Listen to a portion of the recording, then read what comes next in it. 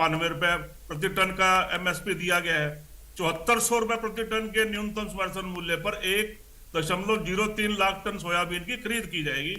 आदेश में यह भी कहा गया कि ₹48 प्रति टन के हिसाब से समर्थन मूल्य पर क्या तकलीफ है भाई? 19,760 साहब सिर्फ घोषणा की गई है, यहाँ 2016 से खरीदी जा रही है। आपकी आदत है बीच में बोलने की। ठीक है विदुर रावल जी, अब आपने सवाल पूछा था तो वो जवाब तो दे रहे ना। ठीक है, देर से सही घोषणा तो कर दी ना। क्या तकलीफ है? मैंने साथ साथ थोड़े जवाब पूछा क्या तकलीफ है, तो तकलीफ का जवाब दे रहा हूँ। ठीक है विदुर रावल जी, ठीक है, अब आने दीजिए, अब ललित जी की बात आ जाए। ललित जी, ठीक है, ललित जी, ललित जी, ठीक है, ठीक है, खरीद की घोषणा को भी उपलब्धि बता रहे हैं। ठीक है, 5 साल से खरीद रहे हैं, शांत रहिए।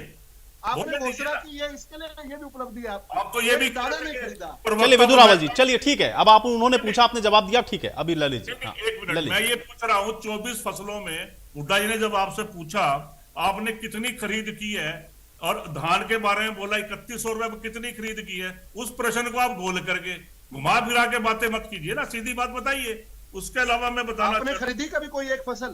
अरे हम का भी जवाब 13 साल से आप हैं, हम थे कि नहीं थे? 10 साल से पहले क्या किसान खेती नहीं करता था क्या? अरे तो आप कर रहे हो, हमारे आने के बाद शुरू हुई क्या? ये कौन बोल रहा है कि हमने लिया है, खरीदा है? वही तो पूछ रहे हैं आप। नहीं तो यही तो कह रहा हूँ, आपके पास आपने तो कहा है ना खरीदा है, आपने तो बोला खरीदा है। हिम्मत कैसे कर नहीं, इस तरह से नहीं, ये डिबेट हैरान हूँ इस बात से। आप बताओ। चलिए विदुर रावल जी, विदुर रावल जी, एक सेकंड, ठीक है, वो मान रहे हैं ना, वो तो कह रहे हैं, वो तो कह रहे हैं कि आप कह रहे हैं इसलिए आपसे वो सवाल पूछ रहे हैं। वो तो ये दावा ही नहीं कर रहे हैं, चांद में भी वो तो दावा ही नहीं कर रहे विदुर रावल जी। वो ये कहाँ कह रहे हैं कि वो जब थे सत्ता में तो उन्होंने खरीदी। आप अपनी बात तो करते नहीं। ठीक है विदुर रावल जी, अब आने दे, बात आने दे ललित जी, ठीक है।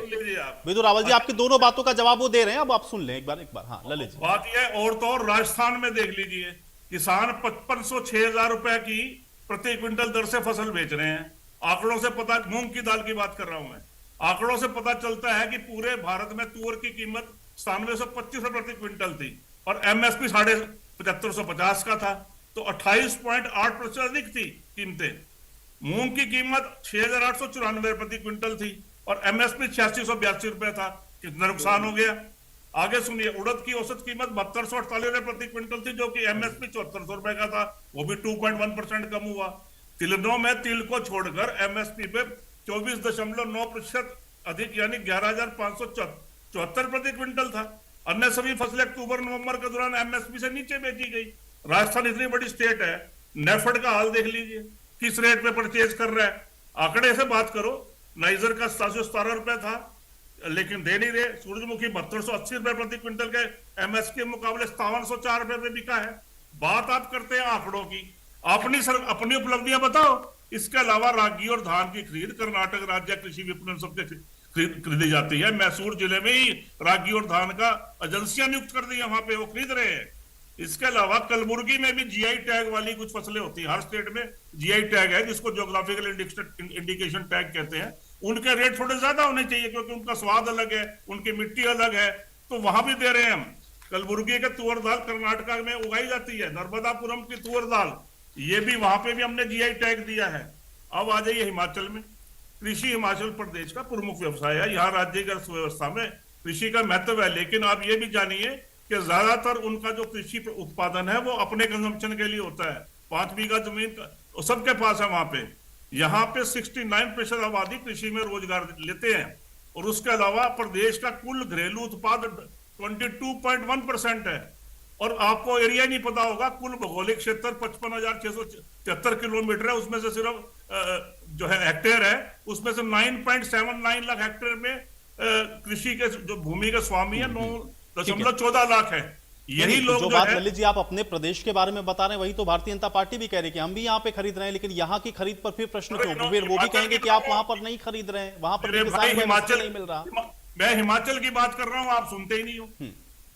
नहीं, मैंने सुन लिया, आप ये कह रहे हैं कि आप हिमाचल में, कर्नाटक में जो भी बता रहे हैं आप, उस पर भी तो ये काउंटर है कि भाई अगर वहां खरीदी आप कर रहे हैं तो ये भी तो कह रहे हैं कि हम यहाँ पर भी खरीद रहे हैं। अरे भाई बताओ ना कितनी खरीदी है। जब मैं ये पूछता हूँ तो फिर बीच में मैं हिमाचल में, सुन लीजिए, हिमाचल में नेचुरल फार्मिंग में गेहूं और मक्का पर सबसे ज्यादा समर्थन मूल्य मिलता है। गेहूं पर 4000 रुपए है और मक्का पर 3000 है। आप क्या बात कर रहे हो? और दूसरी बात यह है कि वहां पे 9000 करोड़ रुपया तो इन्होंने उनको दिया नहीं, रिलीज नहीं किया प्रधानमंत्री ने। इस तरह की बातों से कुछ नहीं रखा है। आप बताइए पहले कि हरियाणा ने 24 फसलों में जो आप कह ठीक रहे है, हो चलिए इसका जवाब विधुराबल जी देंगे। ओंकार जी, कितनी होती है और ठीक है, कितनी खरीदी चलिए जा रही है। ओंकार जी, क्या एमएसपी के नाम पर सिर्फ राजनीति हो रही है वाकई में? क्योंकि सरकार तो कह रही भाई हम तो 24 फसलें खरीद रहे हैं एमएसपी पर, और प्रदेश खरीद के दिखाएं। आयुष जी, अगर कोरी राजनीति होती तो किसान अपने घरों में होते, सड़कों पर तो ना होते। फिर ये कहते 24 फसलें हम खरीद रहे हैं, एमएसपी पे खरीद रहे हैं, फिर किसान क्यों बैठा सड़कों पर? किसान की दो मांग है मुख्य तौर पर। नंबर एक, एमएसपी गारंटी कानून बनाना। दूसरा, C2+50% का फार्मूला लगाना। अगर ये दोनों कर रहे हैं तो फिर किसान सड़कों पर क्यों बैठा है? क्यों आज शंभू बॉर्डर, खनौरी बॉर्डर आज क्यों बंद है? क्यों जनता परेशान हो रही है? क्यों किसान परेशान हो रहा है? अगर ये दे ही रहे हैं। और सबसे बड़ा झूठ देखिए, प्रधानमंत्री मोदी जी ने जब 3 काले कानून लेके आए थे, जब उन्होंने विड्रा किया, 750 से अधिक किसान शहीद होने के पश्चात 13 महीने के पश्चात दुनिया का सबसे बड़ा आंदोलन था। उसमें इन्होंने क्या बोला कि हम एमएसपी गारंटी कानून के लिए कमेटी बनाएंगे। कहाँ है कमेटी? वो झूठ बोलकर आंदोलन को समाप्त कर दिया क्योंकि इनकी कुर्सी हिलने लगी थी। और इससे भी बड़ा झूठ ये कहते हैं पिछले 10 साल में 1,25,000 करोड़ रुपए हमने किसान को दिए एमएसपी के तहत। भाई फसल खरीद के दिए कि दान कर दिए? फसल ली उनकी, और वो फसल आपने आगे दी, आगे बेची भी होगी। क्या आपने उनको, किसानों को दान कर दिए? बहुत अजीब बात है। किसान को संतुष्ट कीजिए। अगर आपके और किसान में कोई मतभेद है तो बैठ के सुलझाइए उस मतभेद को। क्यों जनता परेशान हो रही है? क्यों किसान परेशान हो रहे हैं? और आगे शहीदी जोड़ में ला रहा है। दिसंबर में धन श्री गुरु गोविंद सिंह जी का पूरा परिवार शहीद हुआ था। माछीवाड़े के जंगलों में, सरहद में छोटे साहबजादे नींवों में चुनाए गए थे। लाखों श्रद्धालु उत्तर प्रदेश, हरियाणा, बिहार, पूरे भारत से दिल्ली लाखों श्रद्धालु जाते हैं। कैसे जाएंगे? ये सोचना चाहिए सरकार को। अगर ये एमएसपी दे रहे हैं, 24 फसलों पर दे रहे हैं, फिर किसान सड़कों पर क्यों है? अगर वो किसी गलतफहमी का शिकार है, अगर वो गलत हाथों में आंदोलन चला गया, तो उसको कंट्रोल करना किसकी जिम्मेवारी है? तुम्हारी। तुम बैठे हो कुर्सी पे, मैं नहीं बैठा, हमारी पार्टी नहीं बैठी। और सबसे बड़ी बात है, अगर ये कहते हैं किसान खुशहाल है, हम एमएसपी दे रहे हैं, तो फिर गोली किसको मारी इन्होंने? अभी पीछे एक बच्चे की डेथ हुई जो किसानों में से, वो किसको मारी इन्होंने? क्यों मारी? और अनिल विज ने खुद कबूल किया, जो उस वक्त गृह मंत्री थे, कि मैंने गोली चलवाई थी। ये क्या बातें हैं? आप अगर देश और प्रदेश को सही तरीके से चलाना चाहते हैं तो चलाइए, नहीं तो आप देखिए क्या कर रहे हो आप। क्यों देश को विपरीत दिशा में लेके जा रहे हो?